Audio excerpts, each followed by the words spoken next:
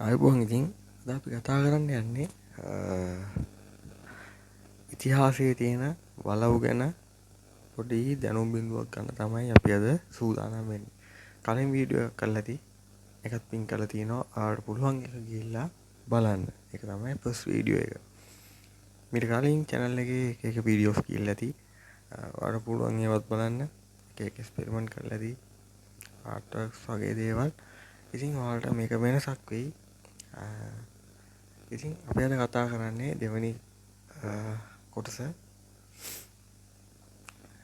හොරගොල්ල වලව්ව ගැන තමයි අපි අද කියන්න යන්නේ.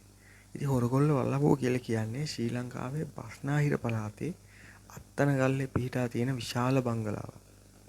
ඒක දේශීය වශයෙන් මන්දිරයක් ලෙසත් හඳුන්වනු ලබනවා. 20 වන සියවසේ ආරම්භයේදී ශ්‍රීමත් සොල්මන් ඩයස් බණ්ඩාරනායක මහතා මහා මුදලිවරයා නැත්නම් ප්‍රධාන මුදලිවරයා ලෙස පත්වීමෙන් පසු ඉදිකරන ලද තේජාන්විත නිවසක් තමයි මේ හොරගොල්ල වලව්ව කියලා කියන්නේ.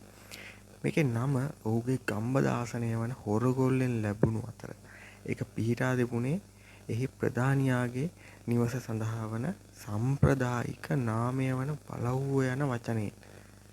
ඒකට පිටිපස්සෙන් පිහිටා ඇත්තේ සර් සොල්මන් පියාවන සොල්මන්ගේ පියාවන ගේට් මුදලිවරයා වූ ඩොන් ක්‍රිස්ටෝෆල් හෙන්රිකස් ඩයස් සබේවික්‍රම ජයතිලක සෙනවිරත්න බණ්ඩාරනායකගේ නිවහන වෙච්ච හොරගොල්ලේ පැරණි වලව්ව.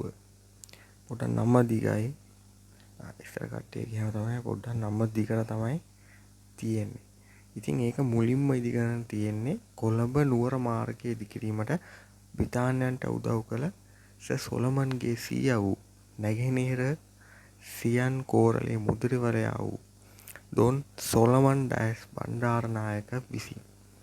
දැඩි අශ්ව අභිජනනය කරන්නෙක් වූ සර් සොලමන් මෙම නිවස ඔහුගේ අශ්වගාල බවට පරිවර්තනය කරගෙන තියෙනවා. වසර ගණනාවක් කබලන් වීමෙන් පස්සේ ඒක 1980 ගණන් වලදී සුප්‍රසිද්ධ ගෘහ නිර්මාණ ශිල්පී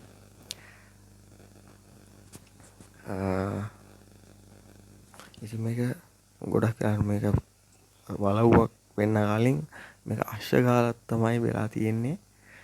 ඉතින් මේක වසර ගණනාවකින් පස්සේ මේක අබලම් වීමෙන් පස්සේ 1980 ගණන් වලදී සුප්‍රසිද්ධ ගෘහ නිර්මාණ ශිල්පියෙක් වන ජෙෆ්රි බාවා විසින් සර් සොලමන්ගේ මිනිබිරිය වෙච්ච සුනේත්‍රා බණ්ඩාරනායකගේ නිවස ලෙස මේක ප්‍රතිසංස්කරණය කරලා තියෙනවා. ඉතින් සීමා සොලමන්ගේ පුත් SWRT බණ්ඩාරනායක ඔන්න ඉතිහාසයේ දිගට යන කාරණාවක් ඔන්න මෑත කාලෙට ආපහු ආවා. නිදහසෙන් පස්සේ ලංකාවේ 4 වන අග්‍රාමාත්‍යවරයා බවට පත්වීමෙන් පස්සේ ඔහුගේ ලේලිය වන සිරමාවෝ රත්තත්තේ ඩයස් බණ්ඩාරනායක 3 වතාවක් අග්‍රාමාත්‍ය ධූරයට පත්වීමත් ඔහුගේ මිනිබිරිය වෙච්ච චන්ද්‍රිකා කුමාරතුංග අකමැතිනිය සහ පසුව ශ්‍රී ලංකාවේ ජනාධිපතිනිය වීමත් සමග හොරගොල්ල වලව්ව බණ්ඩාරනායක පවුලේ ආසනය බවට පත් වුණා.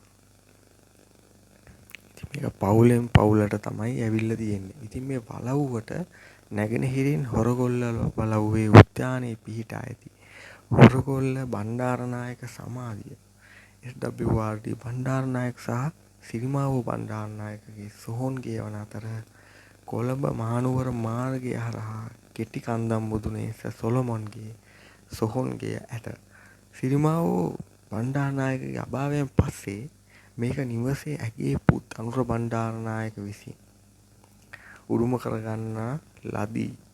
ඉතින් ඔහු හිටපු රජයේ අමාත්‍යවරයෙකු සහ ශ්‍රී ලංකාවේ පාර්ලිමේන්තුවේ කතානායකවරයෙක් වෙනවා. ඉතින් මේ ඔහුගේ උරුමකාරයන් නොමැතිව මිය ගිය පසු ඒක අනුර බණ්ඩාරනායක පදනමට මාරු කරලා තියෙනවා.